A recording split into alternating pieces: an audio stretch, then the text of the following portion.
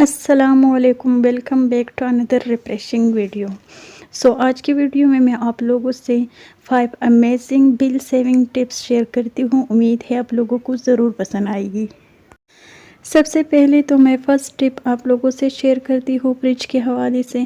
اکثر ہم لوگوں کے فریج میں برف بہت زیادہ جم جاتا ہے، جس کی وجہ سے جو کچھ بھی ہماری فریج میں موجود ہوتا ہے، جو بھی گوشت وغیرہ ہو تو اس کو نکالنے میں ہمیں بہت ہی پریشانی کا سامنا کرنا پڑتا ہے۔ تو اس کے لیے آج بہت ہی زبردستی ٹپ ہے، آپ لوگ اس کو اپلائی کریں تو آپ لوگوں کو بہت زیادہ فائدہ ہوگا۔ یہ میرے پاس ایک پلاسٹک میٹ پڑا ہوا تھا، گھر میں نے یوز کیا تھا۔ اب یہ ادھر ادھر سے پڑ چکا تھا، تو میں نے اس سے اپنی فریج کی حساب سے اس کو میں نے کاٹ لیا اور یہاں پر میں نے فریزر میں رکھ دیا ہے۔ تو اس کو میں 2 ہفتے میں ایک بار اس کو فریج سے نکال کے یہ جو سارا برف ہے یہ بہت ایزیلی ریموو کرتی ہوں۔ تو اس سے میں برف جم جانے کی جھنجھٹ سے بالکل آزاد ہو گئی ہوں۔ اور اگر پلاسٹک میٹ کو آپ لوگ ریموو بھی نہیں کریں گے تو ویسے بھی اس پر جو بھی برف جم جاتا ہے تو وہ بہت ہی ایزیلی انگلیوں کی مدد سے اتر جاتا ہے۔ تو یہ دیکھیے میں 15 دن ہو گئی میری فریج کے، اور یہاں پر بہت کم سا برف جم گیا ہے، اور اس کا جو نکالنا ہے یہ بھی بہت ہی ایزی ہے، اور جو بھی گوشت وغیرہ ہے تو یہ بالکل بھی نیچے سے نہیں لگ جاتا ہے، تو بہت آسانی ہو جاتی ہے۔ اس سے آپ لوگ بھی ضرور اسی ٹپ کو اپلائی کریں اپنی فریج پہ۔ تو چلیے ٹپ نمبر 2 کی طرف۔ اکثر ہم لوگوں کو پتہ نہیں ہوتا اور ہمارے جو فریج ہے اس کا جو ربر ہے وہ خراب ہو جاتا ہے، تو اس کو چیک کرنے کے لیے آج میں اس میں ایک نیوز پیپر رکھوں گی، تو اس سے میں اندازہ لگاؤں گی کہ میرا جو فریج کا ربر ہے وہ ٹھیک ہے کہ نہیں۔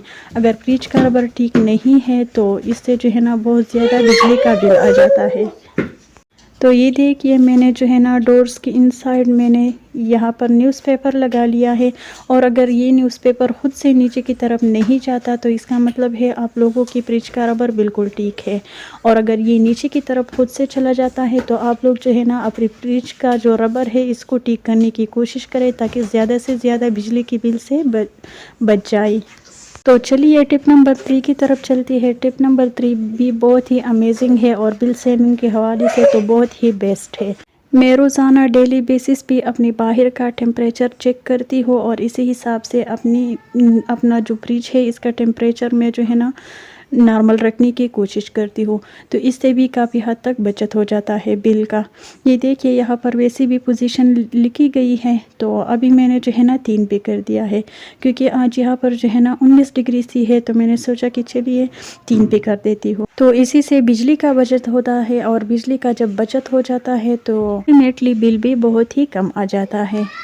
ٹپ کی طرف چلتی ہے، یہ بھی بہت امیزنگ ہے۔ بعض لوگ یہاں دروازے کی سائڈ پہ بوٹلز لگاتی ہے پانی کی، تو ایسا بالکل بھی مت کیجیے، کیونکہ جب گھر کے ہر ایک افراد یہاں پر آ جاتا ہے اور فریج کو بار بار کھولتا ہے تو اسی سے بھی بجلی بہت زیادہ خرچ ہو جاتی ہے۔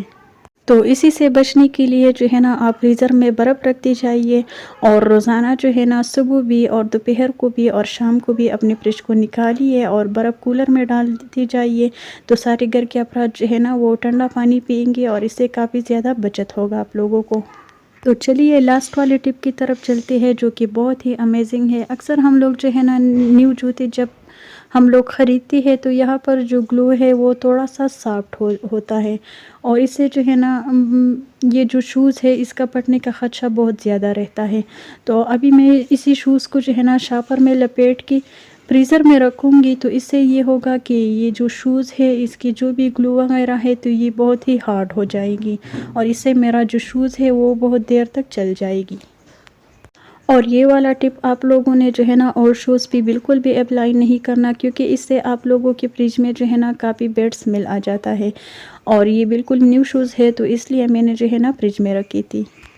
یہی تک تھا میرا آج کا ویڈیو، ہوپ فلی آپ لوگوں کو پسند آیا ہوگا۔